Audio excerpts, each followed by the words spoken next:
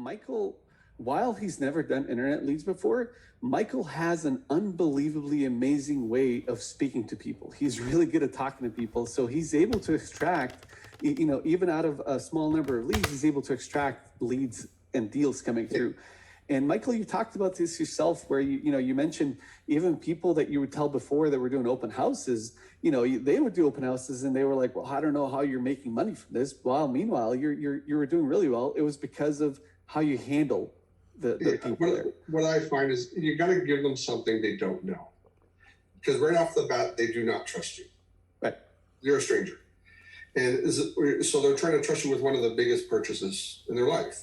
So you've got to give them information that they won't know, and then start beginning to gain their trust. Let them know that, hey, I'm not as aggressive, and you let them come to you, but you kind of still trying to break that barrier because they've got a wall up in front of them. Be an ear, and it's many times it's not what you say, it's how you say it.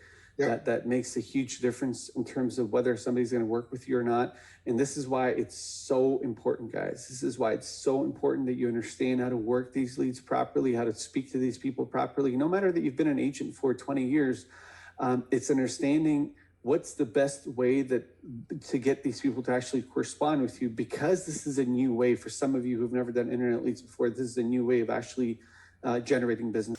One more thing about open houses, on top of the fact that they are what you make of them. Unlike open houses, where you never really know how many people you're going to get through, if you've done open houses, you know that regardless of how much advertising you do, sometimes it's 2 hours with a nada because nobody walks in.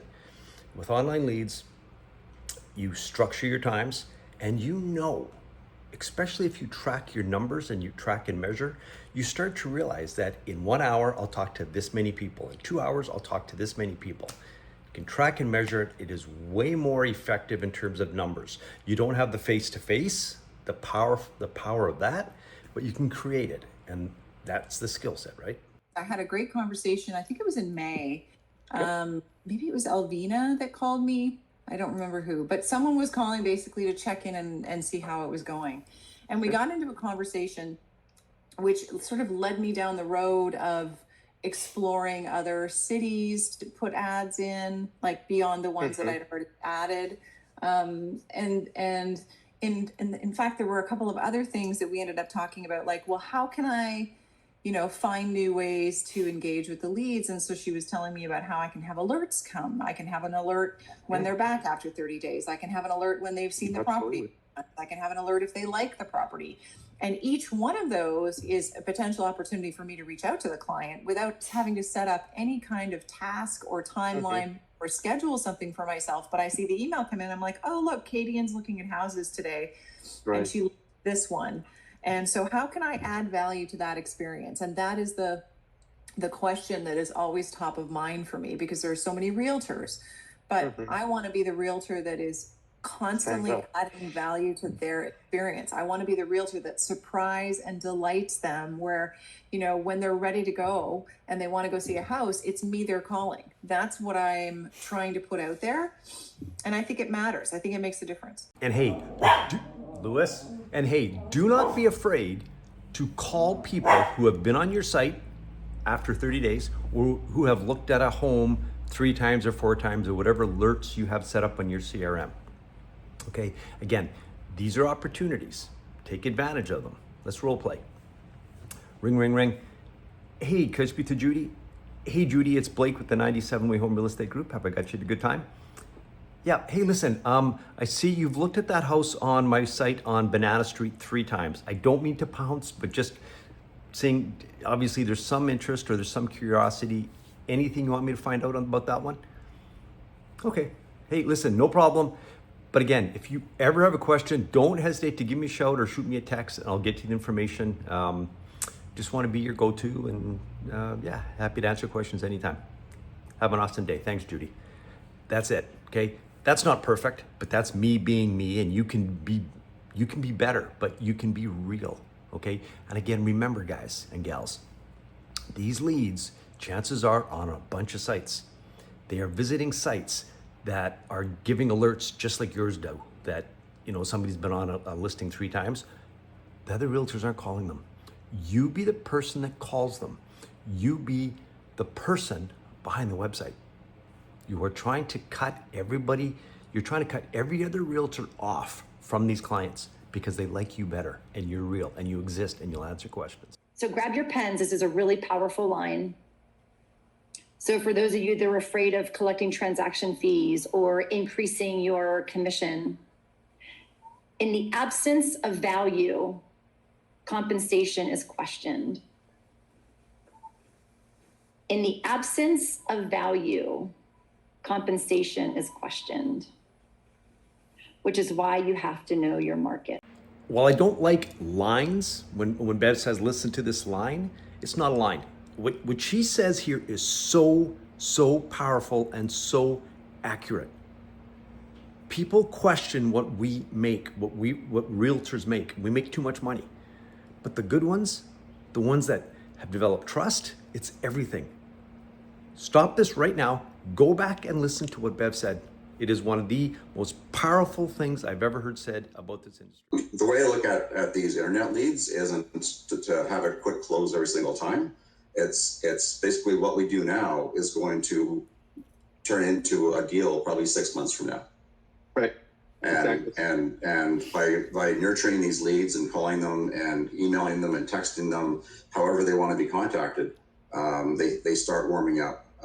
My wife Diana is my business partner as well. She's working with a lead that didn't want to talk to her.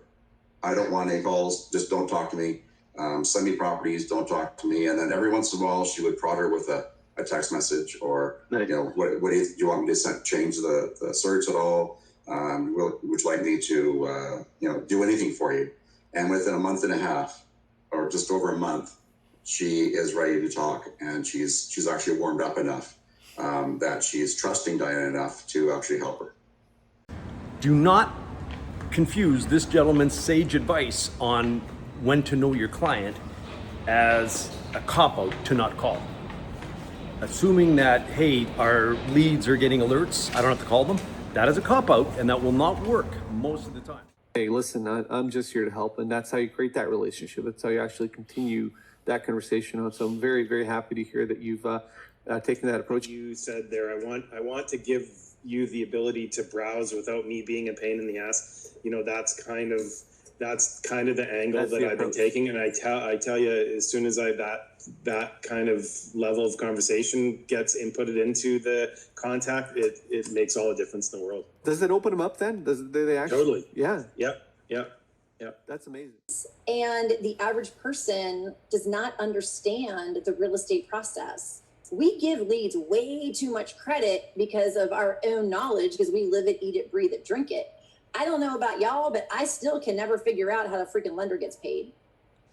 Leads don't know how you get paid. They don't understand the process. They don't think they're cheating on you whenever they go out and look with another agent. They just want to find a house with the most convenient person. That's it. We can't take it personally, although we do because it sucks, because it's a paycheck.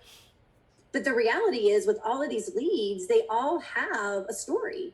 We can't make them make a move. All we can do is find out when we need to be there for when they want to move.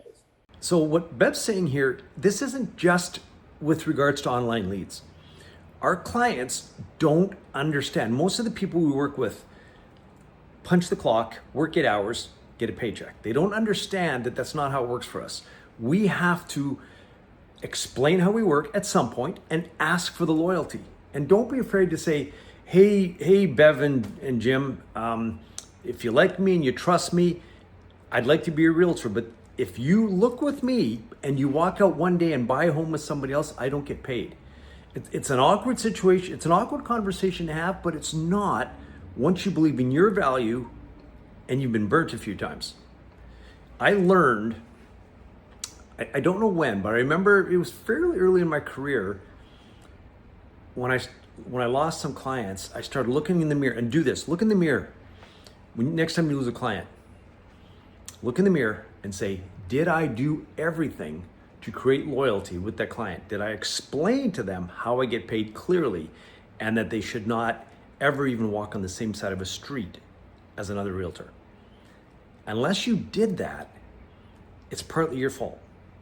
I got to the point a few years ago that The odd time I lose a client, honestly, my attitude was F you.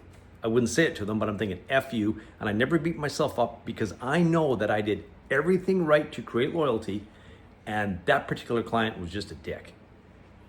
Don't work with dicks. Work with people who you can trust.